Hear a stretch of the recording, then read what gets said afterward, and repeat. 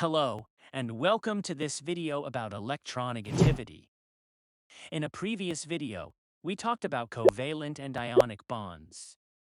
Now, we'll explore the concepts of electronegativity, which are related to the type of bond formed between atoms. Let's get started. Electronegativity is a measure of an atom's ability to attract electrons toward itself. Different elements have different electronegativity values, which determine the type of bond formed between them. The difference of this property between different elements can be seen on the periodic table. Electronegativity values increase from left to right across a period, or row, and decrease from top to bottom down a group, or column. For example, if we look at the first period, we can see that the electronegativity values increase from hydrogen 2.1 to fluorine 4.0.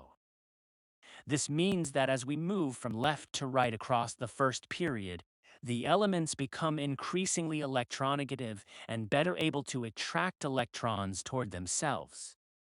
Similarly, if we look at the group of halogens, Group 17, we can see that the electronegativity values decrease as we move down the group.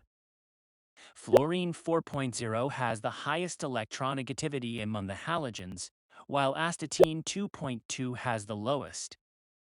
When two atoms with similar electronegativity values bond, a covalent bond is formed. This bond is characterized by an equal sharing of electrons between the two atoms.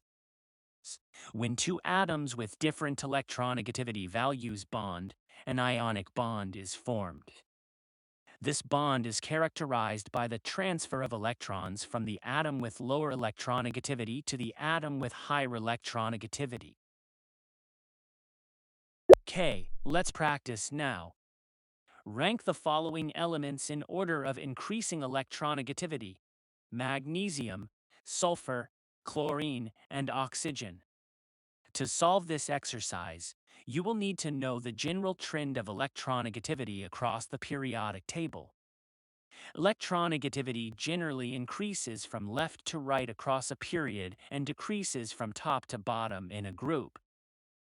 Using this knowledge, you can rank the elements as follows: electronegativity of magnesium less than sulfur less than chlorine less than oxygen.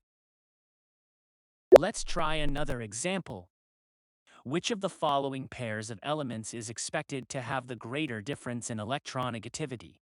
Sodium and chlorine, or sulfur and oxygen? Explain your reasoning.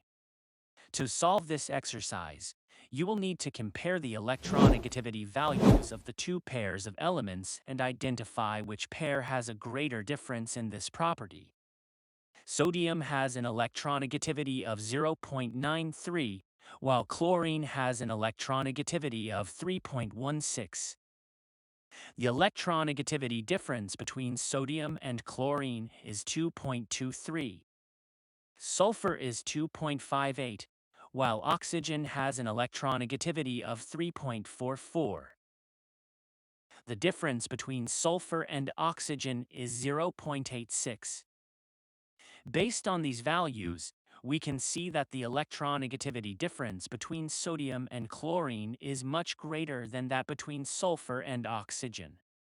In the reference of the video, you can find a link where you can check the properties of the chemical elements to check about their electronegativity. And that's a brief overview of this important chemical element property.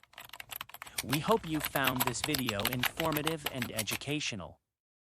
Thank you for watching, and see you next time.